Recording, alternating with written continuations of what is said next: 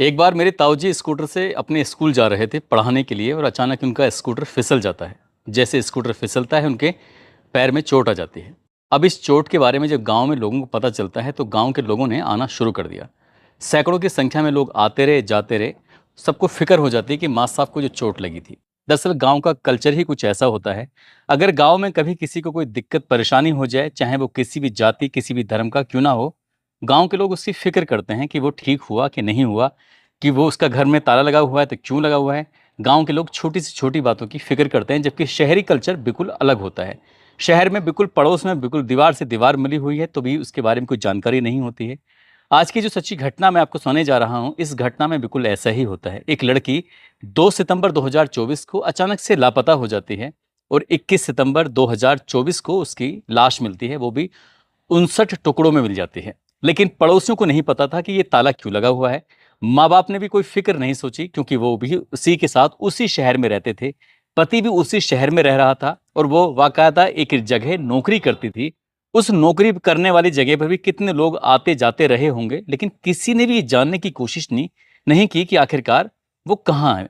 लेकिन पता चलता है जब जब उसमें से दुर्गंध आने लगती है। और ये कहानी सुनने के बाद फिर लोगों को याद आता है कि राष्ट्रीय राजधानी दिल्ली के छतरपुर इलाके में 18 मई 2022 को एक लड़की के छोटे छोटे 35 से ज़्यादा टुकड़े कर दिए गए थे। उस लड़की का नाम श्रद्धा वालकर होता है और उसके टुकड़े करने वाला जो लड़का होता है आफताब अमीन पुणे वाला। दरअसल इसने उस लड़की के 35 टुकड़े किए और उन्हें जंगल में फेंक देता है। हालांकि मामला अभी कोर्ट में विचाराधीन है और 2 साल से ज़्यादा का समय बीत चुका है, लेकिन अभी तक इस मामले में अभी कोई कार्रवाई यानी कि कह सकते हैं कि सजा नहीं मिली है। लेकिन ऐसे ही एक और मामला जब सुर्खियों में आता है तो लोगों की दिलचस्पी बढ़ जाती है इस केस के जानने की। आज हम कहानी जो सुनाने जा रहे हैं, इस कहानी के माध्यम से उसी केस के बारे में जानने की कोशिश करते हैं। आखिरकार उसका कत्ल किसने किया, क्यों किया, कौन है वो लड़की, कहाँ से वो आई है। आदाब, नमस्कार, सत श्री अकाल। मैं उस्मान सैफी। आज की जो सच्ची घटना मैं आपको सुनाने जा रहा हूँ, ये सच्ची घटना है कर्नाटक प्रदेश की राजधानी बेंगलुरु का एक व्याली कवल एक इलाका है।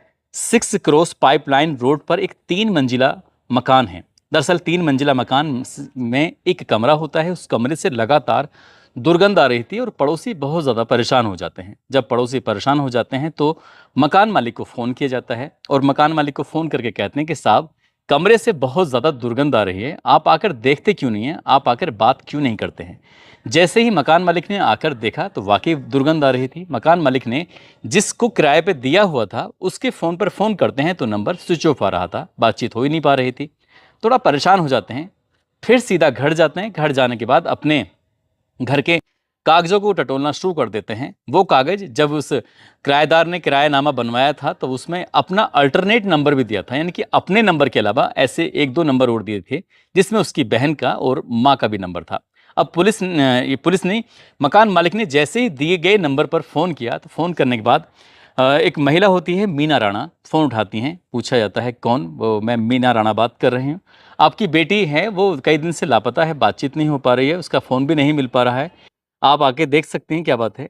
दरअसल ये जो किराए पर दिया हुआ था, एक चाबी बेटी के पास रहती थी तो एक चाबी माँ के पास रहती थी और माँ और बेटी एक और उसकी बहन होती है। तब माँ बेटी सीधा वहाँ पहुँचती हैं। 21 सितंबर 2024 की दोपहर 3 बजे या साढ़े 3 बजे के आसपास का वाकया रहा होगा। उन्होंने आने के बाद जैसे ही दरवाज़ा खोला तो दरवाज़ा खोलते वक्त माँ बेटी साथ हैं और उनकी एक बेटी जो इसी घर में किराए पर रहती है। साथ ही जो किराएदार हैं और जो आसपास के किराएदार हैं, मकान मालिक, सब लोग दरवाज़ा खोलने का इंतज़ार कर रहे थे ये देखने के लिए कि आखिरकार वजह क्या है कि इतनी दुर्गंध आ रही है। जैसे दरवाज़ा खोला जाता है और दरवाज़ा खुलता है तो एक तरह की गैस बनी हुई थी और बहुत तेज़ी के साथ जब दुर्गंध बाहर निकलती है तो लोगों का 1 सेकंड भी वहाँ पर रुकना दुश्वार हो जाता है। लेकिन माँ तो माँ होती है, बहन तो बहन होती है।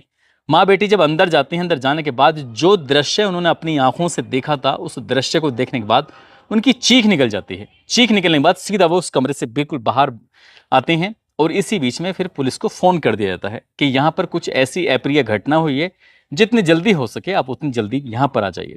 अप्रिय घटना की उसकी सूचना मिलने के बाद अब यहाँ पर पुलिस आती है। पुलिस को जिस हिसाब से बताया गया था, पुलिस पूरी तैयारी के साथ आई थी।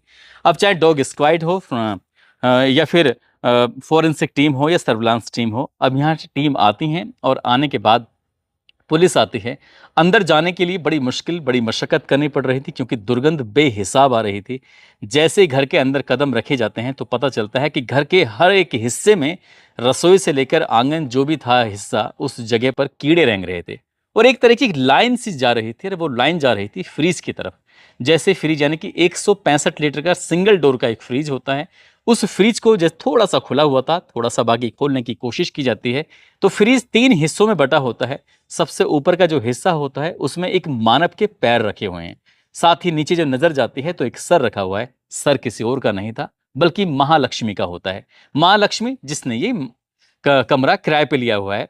और महालक्ष्मी का जो ये लगभग 29 साल की इसकी उम्र होती है। बीच के जो हिस्सा था फ्रिज का, उसमें शरीर के बाकी हिस्से पड़े हुए थे और कुछ हिस्से इस घर में चारों तरफ इधर से उधर फैले हुए थे।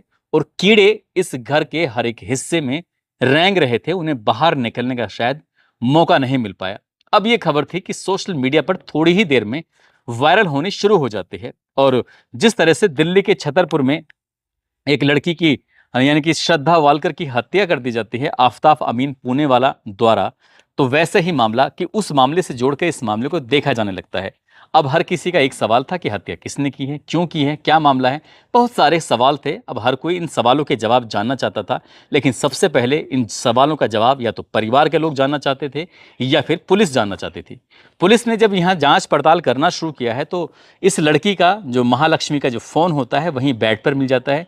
उसको तुरंत ही सर्विलांस लगा दिया जाता है देखने के लिए कि आखिरकार इस फ़ोन पर कब कब किस किस से बातें हुई हैं, किस किस से ये कांटेक्ट में थी। तो आखिरी बार जो फ़ोन होता है वो 2 सितंबर 2024 को होता है। इससे पता चलता है, पुलिस ये फिर अंदाज़ा लगाने लगती है कि ये शायद 2 और 3 सितंबर 2024 को इस लड़की की हत्या हुई है। लेकिन क्यों हुई है, किसने की है, अब इन सवालों के जवाब जानने की जब कोशिश कर रहे थे, एक तरफ तो इसकी जो लाश के टुकड़े थे इनको इकट्ठा करने के लिए पोस्टमार्टम हाउस में जो काम करने वाले कर्मचारी होते हैं उनको बुलाया जाता है। क्योंकि चारों तरफ ये जो ब्लड और जो मांस के टुकड़े फैले हुए थे उनको पुलिस के लिए इकट्ठा करना बहुत मुश्किल काम हो रहा था दुर्गंध की वजह से। हालांकि पोस्टमार्टम की जो टीम होती है उसने आके इकट्ठा करना शुरू किया। पोस्टमार्टम की तैयारी शुरू हो जाती है और गिनती कराई जाती है तो 59 टुकड़े पाए जाते हैं, ऐसा मीडिया रिपोर्ट दावा कर रही है। और ये बताया जाता है कि जो हत्या हुई है लाश मिलने के 6 या 7 दिन पहले की गई है। हालांकि इस लड़की का जो मोबाइल नंबर था वो 2 सितंबर से काम करना बंद कर देता है। 19 दिन तक वो गायब रहती है। अब इसके बारे में जब जानकारी जुटाई जाती है तो महालक्ष्मी नाम की ये महिला होती है जिसकी उम्र 29 साल के आसपास होती है और ये महिला नेपाल की रहने वाली होती है। दरअसल 2019 तक ये महिला नेपाल में रहती थी। इसके परिवार भी नेपाल में ही रहता था। लेकिन परिवार के लोगों ने 2019 में हेमंत दास नाम के एक व्यक्ति से इनकी शादी कर दी और हेमंत दास मोबाइल की शॉप पर काम करता था बेंगलोर में और वो अपनी पत्नी को भी साथ लेकर चलाता है। बिल्कुल ज़िंदगी ठीक ठाक चल रही थी। लेकिन मार्च अप्रैल 2023 तक तो ज़िंदगी ठीक चल रही थी। इस बीच में एक बेटी भी पैदा हो जाती है। हेमंत दास मोबाइल की एक शॉप पर काम करता था और ये लड़की होती है महालक्ष्मी। इसको मल्लेश्वर में एक नामी ग्रामी मॉल होता है, वहाँ पर ब्यूटी शॉप पर सेल्स वुमेन लीडर का इस पर जॉब मिल जाता है और ज़िंदगी ठीक ठाक गुजर रही थी। लेकिन एक दिन इस व्यक्ति यानी कि हेमंत दास को ये पता चलता है कि उसकी पत्नी का एक नाई की दुकान पर काम करने वाले लड़के अशरफ से अफेयर चल रहा है और इसी वजह पर इन दोनों में झगड़ा होता है, फसाद होता है और लड़की ने अपने पति से अलग होने का फैसला कर लिया। उसने अपनी बेटी को भी नहीं लिया, जबकि उसकी बेटी होती है, बेटी पति के साथ रहने लगती है इनके हेमंत दास के। और ये महालक्ष्मी अपनी माँ के साथ चली जाती है। माँ के साथ कुछ दिन जहाँ वो रहती थी उसी इलाके में रहना शुरू कर देते हैं। लेकिन वहाँ से वो अपना अलग कमरा ढूंढ लेती है और जो कमरा लिया जाता है वो वयाली कबल इलाके में लिया जाता है। 3 मंजिला जो मकान होता है वहाँ रहना वो शुरू कर देती है। वहाँ पर उसकी ज़िंदगी ठीक चल रही थी। सुबह लगभग 9:30 बजे घर से निकलना होता था, रात लगभग 10 बजे के आसपास अपने कमरे पे आना होता था। आसपास के लोगों ने ये जानने की कोशिश नहीं की है कि अकेली लड़की रहती है, कभी इसे किसी चीज़ की ज़रूरत तो नहीं है। अड़ोसों पड़ोसी को शहर में वैसे भी मतलब नहीं होता है। वो आती थी जाती थी और उसकी जो दिनचर्या थी वो अपना आप में बिजी थी। या फिर मॉल में जो काम करती थी वहाँ लोगों से जान पहचान थी। लेकिन एक अनजान व्यक्ति था जो उसे लाता था और लेके जाता था, ऐसा पड़ोसी बताते हैं। लेकिन जब पुलिस इस मामले की जांच पड़ताल करती है और पति ने जब शिकायत बताई तो कहा कि अशरफ ने ही इसका हत्या की होगी, अशरफ ही ये सब कर सकता है। पुलिस ने अशरफ को पकड़ा गिरफ्तार किया और उससे जब पूछताछ की तो उससे कुछ ऐसी जानकारी निकल नहीं पाती है। लेकिन पुलिस को शक ये भी होता है कहीं ऐसा तो नहीं पति का रोल हो।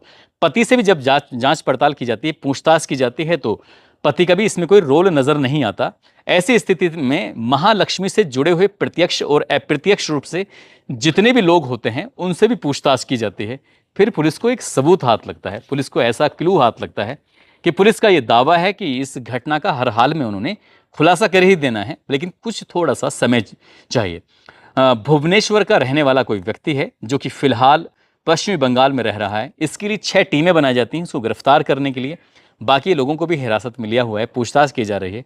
लेकिन बेंगलोर पुलिस का दावा है कि बहुत जल्दी इस घटनाक्रम का खुलासा होने वाला है और वो जल्दी ही उस कातिल तक पहुंच जाएंगे।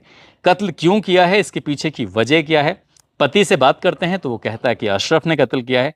पुलिस से बातचीत अगर मीडिया करती है तो पता चलता है कि कातिल अभी बाहर है, वो घूम रहा है, उसको पकड़ने की कोशिश की जा रही है। जितनी जल्दी हो सकता है उसे पकड़ सकते हैं। दोस्तों, इस पूरे घटनाक्रम को सुनाने का उद्देश्य किसी को परेशान करना नहीं है, किसी का दिल दुखाना नहीं है, बल्कि आपको जागरूक करना है, आपको सचेत करना है। गांव का कल्चर भी अगर शहर में आ जाए तो इस तरह की लड़कियों की हत्या बिल्कुल भी ना हो, क्योंकि गांव के लोग अपने आसपास के लोगों की बड़ी फिक्र करते हैं। शहर के लोग ऐसे फिक्र ही नहीं करते। बड़ी बड़ी ऊंची ऊंची बिल्डिंगों में तो रह लेते हैं, लेकिन यही नहीं पता होता कि पड़ोस में रह कौन रहा है, उनके परिवार में कितने सदस्य हैं, कितने नहीं हैं।